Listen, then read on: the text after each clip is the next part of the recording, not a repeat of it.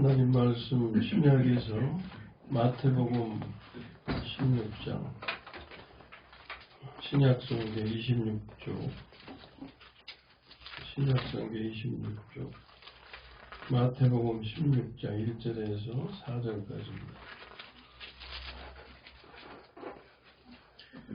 바리새인과 사두개인들이 와서 예수를 시험하여 하늘로부터 오는 표적 보이기를 청하니 예수께서 대답하여 이르시되 너희가 저녁에 하늘이 붉으면 날이 죽겠다 하고 아침에 하늘이 붉고 흐리면 오늘은 날이 굳겠다 하나니 너희가 날씨는 분별할 줄 알면서 시대의 표적은 분별할 수 없느냐. 악하고 온난한 세대가 표적을 구하나 요나의 표적 밖에는 보여줄 표적이 없느니라 하시고 그들의 떠나가시니라. 아멘.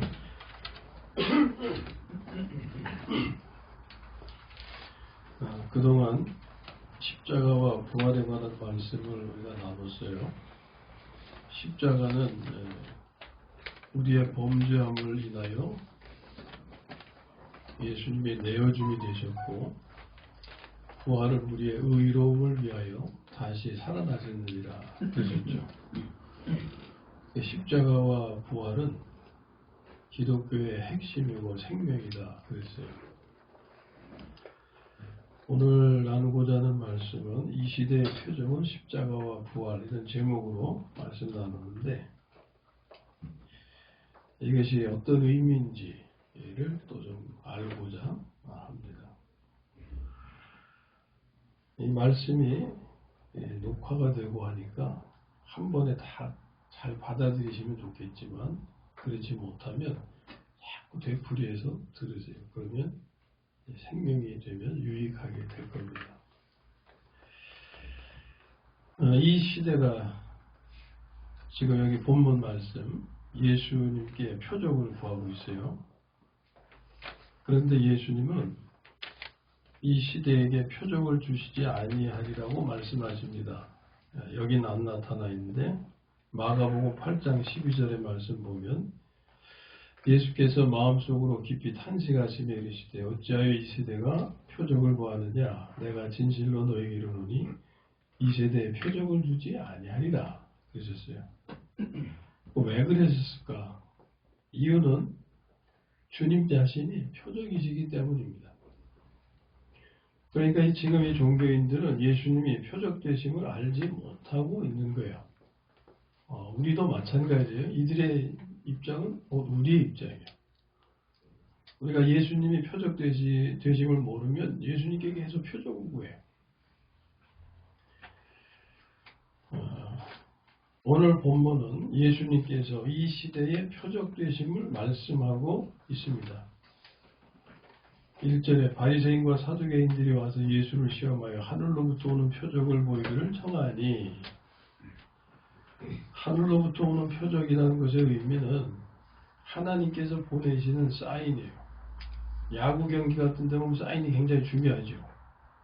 사인이 어떤 의미인지. 사인을 해도 가지 못하면 경기를 망치잖아요. 이 하늘로부터 오는 표적은 하나님께서 우리에게 보내시는 사인이다.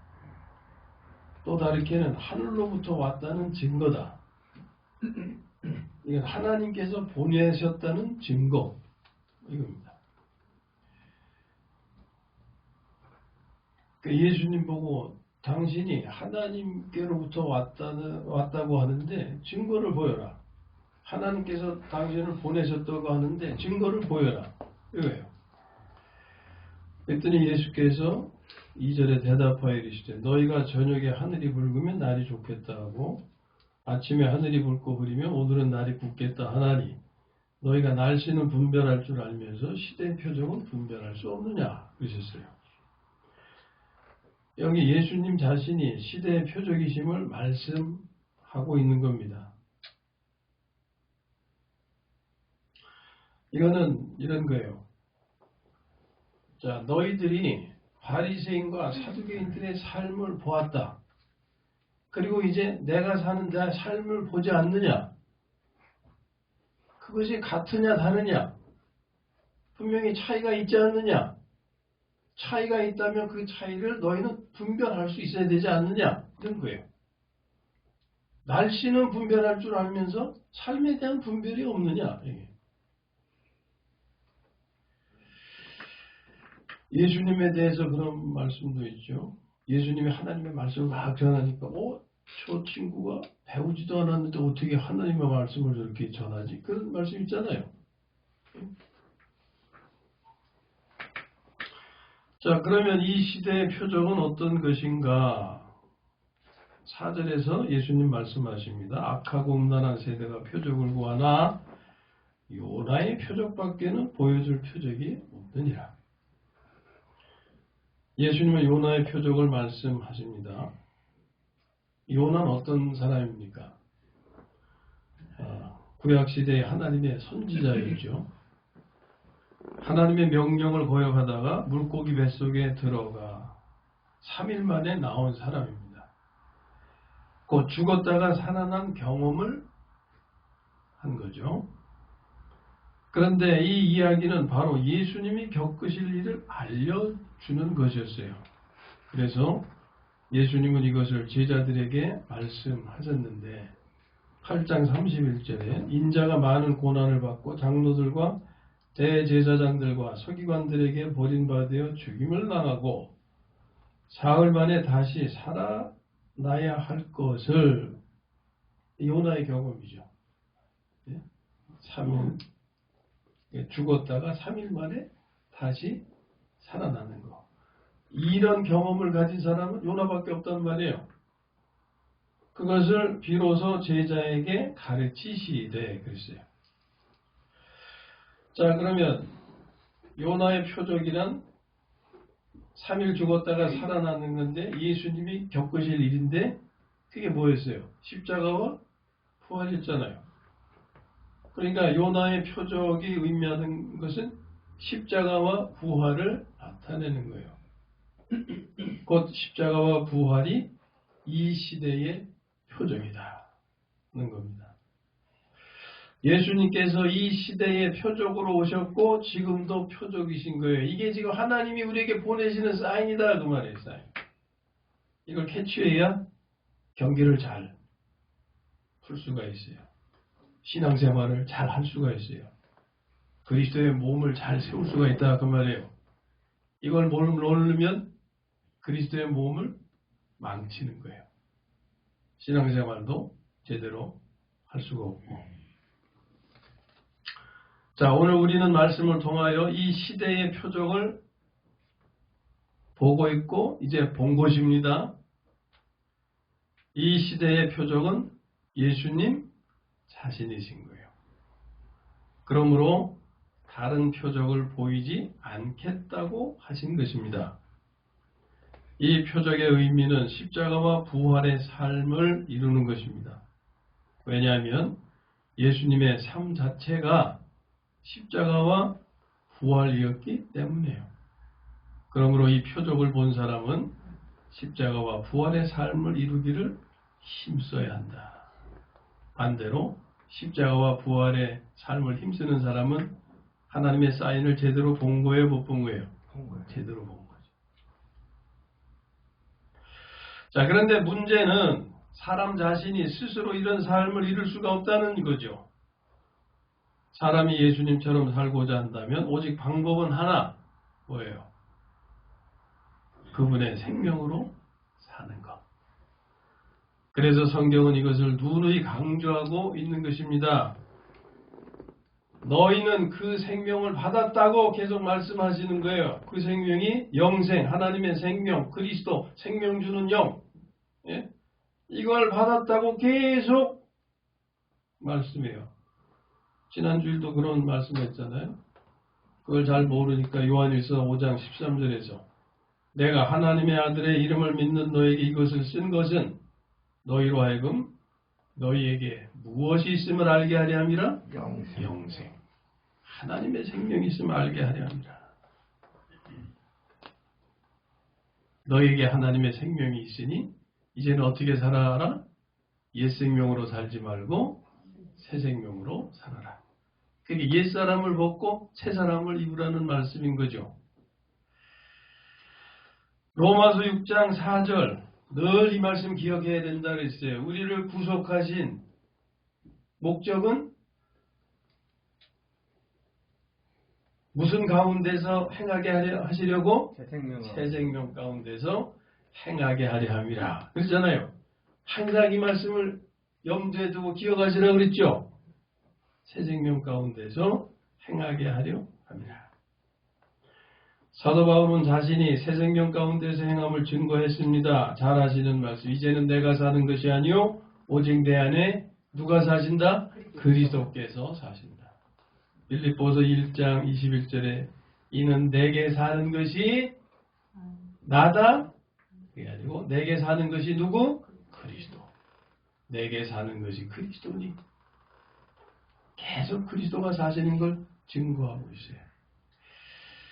사람은 십자가와 부활의 삶에 관한 것을 깨달을 수는 있어도 스스로 행할 수 있는 능력은 없지요. 로마서 7장 18절에 원함은 내게 있으나 선을 행하는 것은 없노라 하는 말씀이 그거예요. 이것이 타락한 인간의 실존이에요. 그럼 이것을 알고 대처해야 되는데 이런 상태에 있는데도 불구하고 이것을 스스로 행해보려고 노력한단 말이에요. 그것은 타고난 생명으로 율법을 이행하려는 것과 같은 거죠. 그러니까 십자가와 부활의 삶에 대한 깨달음이 그 사람에게 또 하나의 율법 조항이 되는 겁니다. 비유를 하면 이러는 거예요. 어떤 사람이 금덩이를 얻었어요. 굉장히 기뻐했습니다. 로또 맞은 거나 뭐 같은 거죠. 근데 여기서 이제 그 필요한 의미 전달 때문에 금덩이를 예를 들어요. 금덩이. 자, 금덩이를 얻어서 처음에는 엄청 기뻐하는데 나중에는 그것이 무거운 짐이 되어서 엄청 고생하는 것과 같은 거예요. 금덩이가 한두 개일 때는 그래도 넣고 다닐 수 있잖아요. 근데 계속 금덩이를 계속 한다. 그러면 버릴 수는 없고 지고 가야 되니까 이게 짐이 되는 거예요. 이제. 금덩이를 얻었으면 어떻게 돼요? 어떻게 돼요? 팔아서 써야 될 거 아니에요. 팔아서. 그것을 팔아서 자신의 삶을 유익하게 해야 하는데 그것을 차류에 담아 짊어지고 다니느라고 고생하는 거예요. 그러므로 금을 얻으면 얻을수록 그것은 무거운 짐이 되는 거예요. 이런 내용 이해하시는 건 어렵지 않죠? 쉽죠? 근데 내 자신이 그런 삶을 살고 있다는 것은 모르는 거예요. 또 예를 들면 이런 거예요. 자, 어떤 분의 설교를 듣습니다. 지금도 우리가 이제 설교를 듣는 경우죠. 자, 어떤 분의 설교를 듣는데 내용이 이렇습니다. 요즘 젊은 세대는 이혼이 많습니다. 이유가 뭐냐면 이해심과 참을성이 없기 때문입니다. 그러므로 우리는 이해해야 하고 참아야 합니다. 이게 결론이에요. 자, 이 말씀에 잘못된 것 있어요? 나쁜 내용이 있어요? 아닙니다. 이렇게 해야죠. 좋은 내용이에요. 좋고 훌륭한 가르침입니다. 이걸 깨달은 것은 금덩이를 하나 얻은 거나 같은 거예요. 자, 이제 그 금덩이를 팔아서 자기 삶에 유익하게 해야 된다고 그랬잖아요? 그러면은 금덩이를 유익하게 하는 것은 어떻게 하는 거냐? 그것을 자기의 생명으로 삼는 거예요. 이 귀한 가르침, 귀한 말씀을 생명으로 삼으려면 어떻게 해야 되느냐? 이렇게 하는 거예요. 따라해보세요. 주님, 저의 이해심과 참을성이 되어주세요. 이게 금덩이 팔아서 유익하게 하는 건데 그것을 자신이 이해하려고 하고 참으려고 하는 거예요. 이건 금덩이를 짊어지고 다니는 거예요. 그래서 이 훌륭한 가르침이 무거운 짐만 되는 거예요. 아무리 좋고 훌륭한 가르침이라고 해도 그것이 자기의 생명과 삶이 되지 않으면 그냥 무거운 짐일 뿐입니다.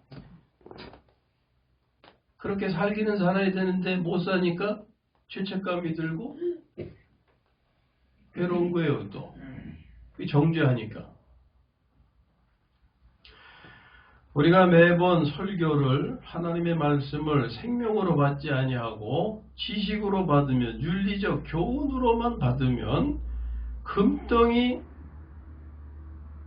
하나씩 더 추가되는 거예요. 짐만 늘어나는 거예요. 이스라엘 백성이 무거운 짐에 허덕였던 것은 일이 많아서, 육체적인 일이 많아서 노동이 고역이어서가 아니고 이 율법의 짐 때문에 허덕였던 거예요. 예수님께서 수고하고 무거운 짐진 자들아 하시는 말씀은 그 짐을 가리키는 거예요. 그 짐을. 얼마나 율법이 많아요. 율법 조항이 하라 하지 마라. 한 600여 가지 됩니다. 예?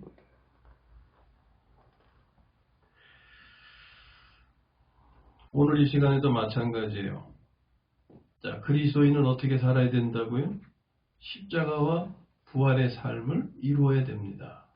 이런 가르침을 지금, 이런 말씀을 나누고 있어요. 이거 율법 조항으로 주신 거 아닙니다. 반드시 지식적으로 알아야 되는 교리로 주신 게 아니다 그 말이에요. 이것은 우리의 생명으로 주신 것입니다. 그러므로 우리는 이 말씀을 여기에다 채우는 게 아니라 생명으로 채워야 된다 그 말이에요. 네? 생명. 그것은 이렇게 하는 것입니다. 늘 하는 말씀이지만 또 한번 되풀이하겠어요. 같이 따라해 보시죠. 주님, 당신만이 십자가와 부활의 삶을 계속 따라하세요. 십자가와 부활의 삶을 이루실 수가 있습니다. 저의 생명 되시는 주님, 당신의 생명을 살기를 원합니다. 당신께서 제 안에서 다시 한번 당신의 삶을 이루셔서 제가 당신처럼 십자가와 부활의 삶을 이루게 하옵소서. 아멘. 예수님께서 율법의 마침이 되신 이유는 이것을 위한 것이라고 그랬잖아요. 예? 십자가와 부활의 삶은 내가 죽으려고 하고 내가 부활의 삶을 이루려고 노력하는 것이 아니고 그렇게 해서 되는 것도 아니다 그 말이에요. 어떻게 해야 되는 거예요? 그분의 생명을 살 때. 그렇기 때문에 그분께서 나의 삶을 살아주시도록 생명을 바꾸는 기도를 드려야 하는 거예요. 이것이 이게 선포되는 말씀을 금덩이로 보관하는 게 아니라 생명으로 유익하게 하는 겁니다. 고린도후서 4장 10절의 말씀은 이래요. 우리가 항상 예수 죽인 것을 몸에 짊어짐은 예수의 생명을 우리 몸에 나타나게 하려 함이라. 이 말씀을 이루는 거죠. 말하자면. 자신의 삶의 실제적인 적용은 이런 것입니다. 성질날 때 잘 아시죠? 주님, 저의 온유가 되어주세요. 자, 다투어서 화평이 깨졌을 때 어떻게 하면 됩니까? 주님, 우리의 회복과 화평이 되어주세요. 늘 나누는 생명의 기도 아닙니까? 분열이 나타날 때 주님, 주님만이 하나이십니다. 우리의 하나됨이 되소서. 이 시대의 표적은 십자가와 부활의 삶입니다. 그리고 이런 삶을 이루는 것이 표적을 따르는 삶이에요. 이것을 보지 못하면 주님을 따르면서 여전히 표적 보여주시기를 구할 것입니다. 그러나 주님은 다른 표적을 보여주실 것이 없으시다고 할 거예요. 여기 본문에서 이것밖에는, 이게 뭐예요? 요나의 표적. 십자가와 부활에 대한 것 말고는 보여줄 것이 없다. 그러면 많은 사람들이 구하는 표적은 어떤 거냐? 지금 주님께서, 하나님께서 말씀하시는 그 표적과 많은 사람들이 표적을 구하고 있는데 그들이 구하는 표적은 어떤 거냐? 뭐 이런 거죠. 병 고침 받고 떡 얻어먹는 것과 같은 기적들. 그러나 이런 것은 이 시대의 표적이 아닙니다. 이전 시대의 표적은 되었어요. 이전 시대는 구약 시대. 예수님 오신 시대는 무슨 시대? 신약 시대. 구약 시대, 예수님 오시기 이전 시대에 병고침 받고 떡 얻어먹고 이런 것은 하나님이 허락하셨던, 주셨던 표적이에요. 그건 하나님의 역사 가운데, 하나님의 역사를 두 차원으로 구분하죠. 하나는 환경 가운데서 역사하시는 하나님, 또 다른 의미는 뭐 있어요? 생명 가운데서 역사하신 하나님. 구약 시대의 하나님의 역사는 환경 가운데서의 역사였고, 병 고쳐주시고 떡 먹여주시고, 예수님의 생명을 받기 전에는 예수님을 통해서도 떡 얻어먹고 병 고침 받고 그랬어요.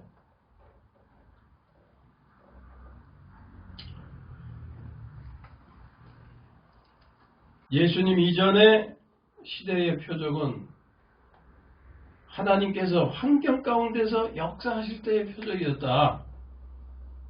이제 예수님 오신 이 시대의 표적, 신약 시대의 표적은 그런 것이 아니다. 이 시대의 표적은 뭐냐? 생명 가운데서 역사하시는 표적이다 그 말이에요. 이런 구분이 있어야 된다 하는 겁니다.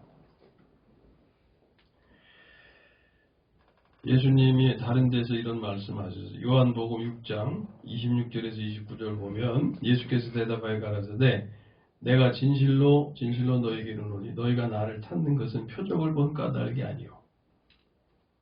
이 여기의 표적은 지금 하나님이 보내시는 사인인데 이걸 보아서 나를 따라다니는 게 아니다. 뭐 때문이냐? 떡을 먹고 배부른 까닭이로다. 오병이어의 역사를 봤거든요. 그거 보고 따라다닌다. 그거예요. 그러면서 하시는 말씀이 썩는 양식을 위하여 일하지 말고 그런 걸 따라다니는 것은 썩는 양식을 구하러 다니는 것에 불과하다. 영생하도록 있는 양식을 위해서 해라. 이게 하나님의 일을 하는 거예요. 영생하도록 있는 양식이 뭐냐? 예수님을 시대의 표적으로 믿는 것. 그리고 그 믿음으로 사는 것. 이게 영생하도록 있는 양식을 위하여 일하는 거예요. 그러면서 하시는 말씀, 이 양식은 인자가 너희에게 주리니 인자는 아버지 하나님의 인치신 자니라. 저희가 묻되 우리가 어떻게 하여야 하나님의 일을 하오리까? 예수님께서 영생하도록 있는 양식을 위해서 하라 그러니까 그럼 하나님의 일로 하는 거죠. 어떻게 하여야 하나님의 일을 하는 겁니까? 하니까 예수께서 대답하여 가라사대 하나님의 보내신 자를 믿는 것이 하나님의 일이니라. 아멘. 우리는 보통 몸과 뭐 움직여서 뭔가 해야 일하는 걸로 생각하잖아요. 여기 지금 뭐라고 말씀하십니까? 하나님의 보내신 자를 믿는 것이 하나님의 일이다. 이런 걸 잘 깨달으셔야 된다는 말이에요. 자, 예수님만이 이 시대의 표적이심을 말씀합니다. 그리고 이 표적의 의미는 십자가와 부활의 삶을 이루는 것이다. 십자가와 부활의 삶을 산다는 것은 예수님처럼 사는 거예요. 어떻게 그것이 가능한가? 그것은 예수님의 생명이 내 안에서 다시 한번 사심으로 가능케 되는 거예요. 율법의 마침이 되신 목적이고, 그분이 내 안에 생명으로 오셔서 나의 삶을 살아주시는 거죠. 어떻게 그렇게 되는가? 답은 뭐 다 알고 계시잖아요. 생명을 바꾸는 기도를 드리고. 자, 생명을 바꾸는 기도를 이해하기 위해서 좀 비유해서 설명을 좀 보태겠습니다. 비타민 드세요? 비타민에 뭐가 있는지 알고 드세요? 예? 몇 가지는 아시겠지만 그 안에 뭐 어떤 것이 있는지 다 알고 드시는 거 아니잖아요. 근데 비타민은 좋다고 생각해요? 나쁘다고 생각해요? 좋다고 생각하시니까 비타민 드시죠. 영양제로 드시잖아요. 그러면 내가 성분을 알아서 그게 내 안에서 유익하게 합니까? 몰라도 그가 가지고 있는 성분이 내 안에 들어오면 성분대로 작용해서 영향을 끼치는 거예요. 꽤 좋은 영향을 끼친다고 생각하니까 그걸 우리가 복용하는 겁니다. 이 비타민으로 비유해서 이 생명을 바꾸는 기도를 좀 이해하시면 좋겠는데, 생명을 바꾸는 기도는 이 비타민을 복용하는 것과 같은 거다 생각하시면 돼요. 비타민을 우리가 복용하면 비타민의 성분이 몸을 유익하게 한다고 알고 있습니다. 비타민에 좋은 성분이 있듯이 예수님의 생명에도 이런 좋은 성분이 있는데, 그 아주 가장 중요한 성분이 바로 십자가의 성분과 부활의 성분이다. 이렇게 아시면 돼요. 그래서 예수님의 생명을 취하면, 이게 생명을 바꾸는 기도를 드리는 거예요. 그게 예수님의 생명을 취하는 거예요. 그러면 예수님의 생명 안에 있는 무슨 성분? 십자가의 성분과 부활의 성분이 내 안에 나를 유익하게 한다 그 말이에요. 어떻게?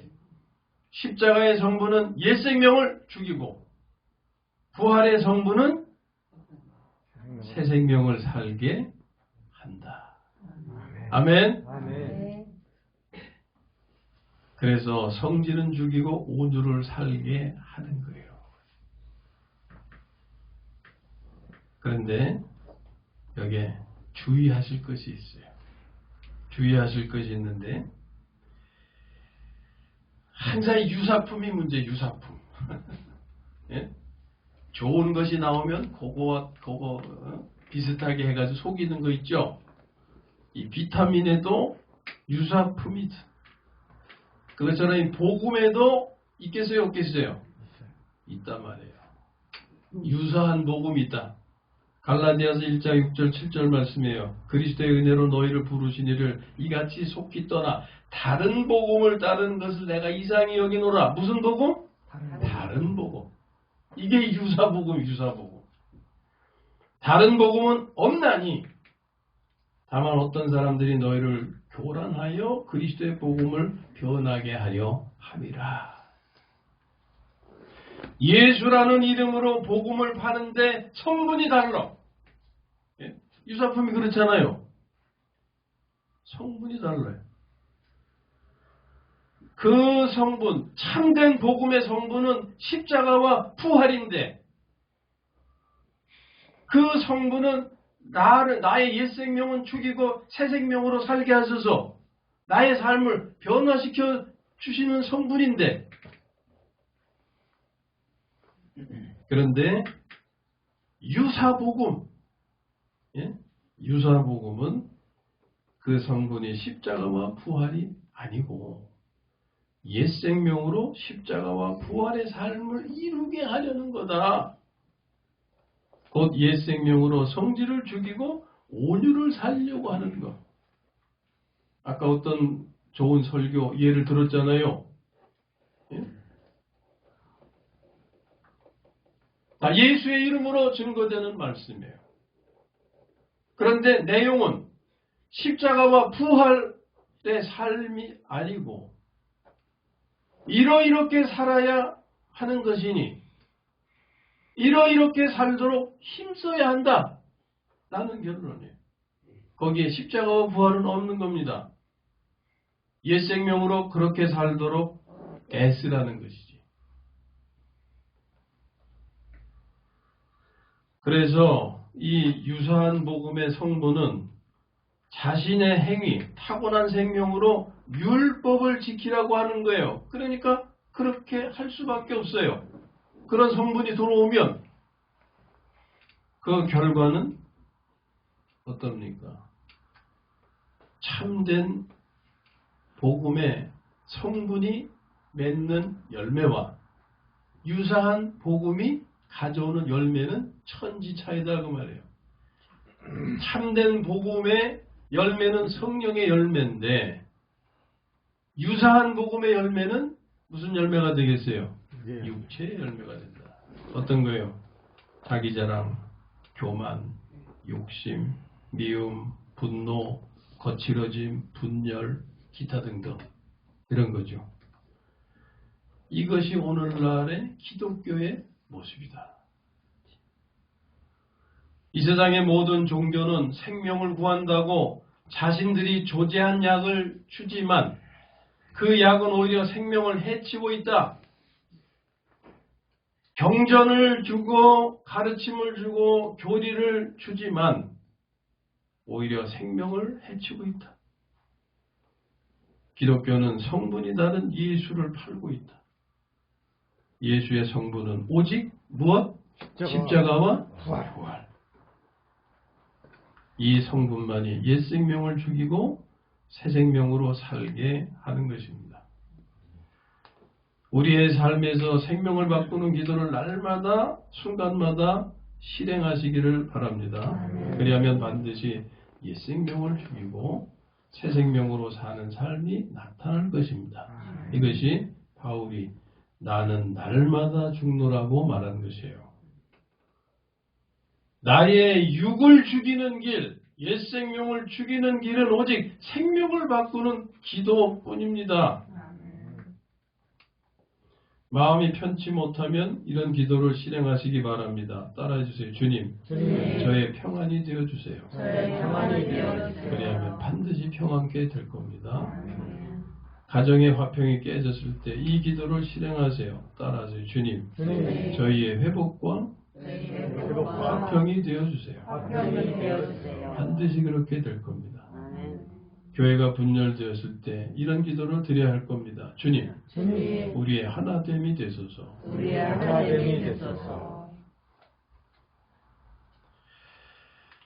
자, 이제 끝으로 중요한 결론.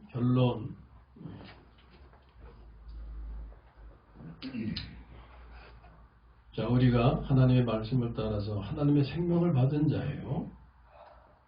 하나님의 자녀예요. 내가 하나님의 생명을 받은 자임을, 하나님의 자녀인 것을 무엇으로 증명할 수 있습니까?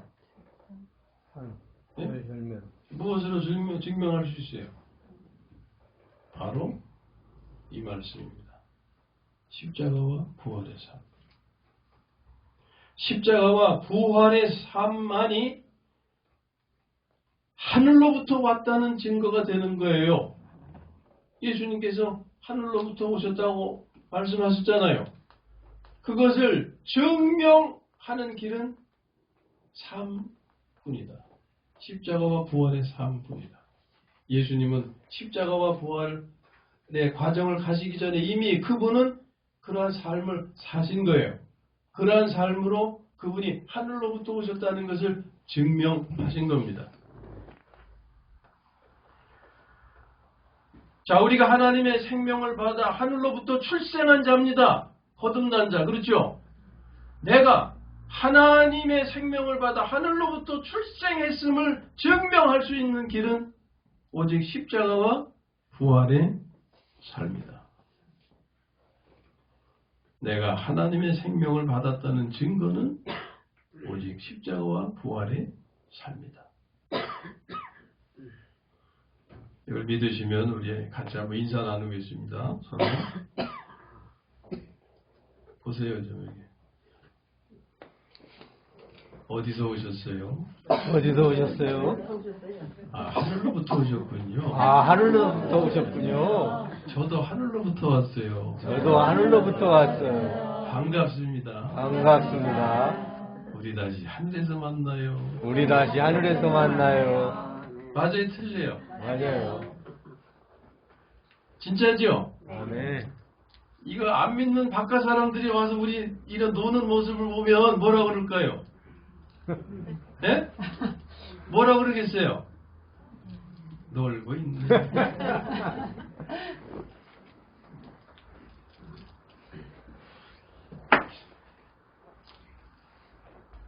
자, 바울이 예수님 알기 전에, 예수님 알기 전에 우리가 이렇게 정말 기뻐하고 즐거워하고 이런 그리스도인들이 그렇게 살았을 거 아니에요, 그때. 근데 바울이 이렇게 보니까 뭐처럼 보였을까요? 지금 예? 그 표현이 좀 어떻게 좀 마음에 안 드세요? 바울이 이렇게 보니까 진짜 놀고 있어. 그러니까 다 잡아서 어떻게 했어요? 감옥에다 다 가둬버렸어요. 예? 이해를 못하니까 잡아 가뒀어요. 그런데 그 바울이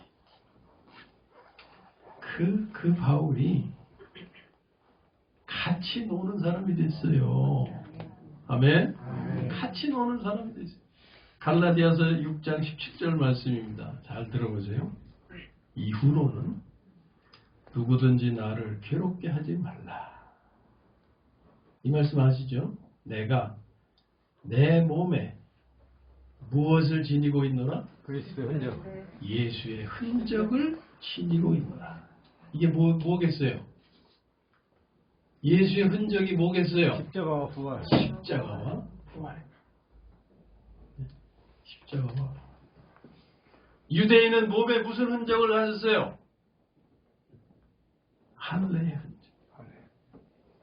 갈라디아서 보면 할례에 대한 말씀도 많죠. 바울은 그 몸에 예수의 흔적을 가졌는데 그 흔적은 십자가와 부활이다. 우리에게도 이 흔적이 있어야 된다 그 말이에요. 십자가와 부활. 내가 하나님의 생명을 받아 거듭난 자요. 나도 하늘로부터 온 자입니다. 말로 증명이 됩니까? 우리의 삶에 십자가와 부활의 삶이 나타나 보여질 때 그냥 증명되는 거예요. 나는 하늘로부터 왔다 떠들 필요가 없어요. 나는 하늘로부터 온 사람이야 떠들어서 되는 게 아니잖아요. 삶이 증거하는 거예요. 삶이 증명하는 거예요. 이게 이 시대의 표적이라고 말씀하시는 거예요. 이 시대의 표적은 뭐예요? 십자가와 부활이다.